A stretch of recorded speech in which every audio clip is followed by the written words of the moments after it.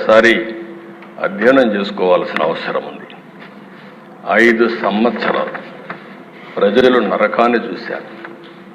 నరకం అంటే చాలా మందికి తెలియదు, కానీ కథల్లో చూశాం.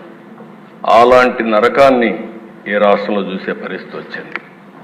రాష్ట్ర చరిత్రలో అవి ఒక చీకటి రోజులు.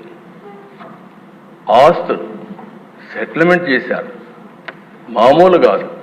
భూములు దొరికితే భూముల్ని, 30-40 సంవత్సరాలుగా సంపాదించిన ఆస్తుల్ని ఎక్కడికక్కడ ఇమ్మంటే మెడ మీద కత్తిపెట్టి రాయించుకున్న సందర్భాలు.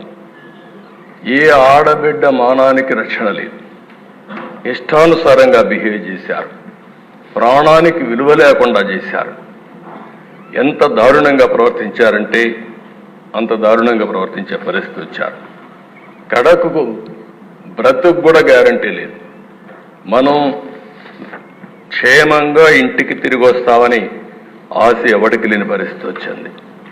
దౌర్జన్యాలు, విధ్వంసాలు, కబ్జాలు, దాడులు, కేసులు,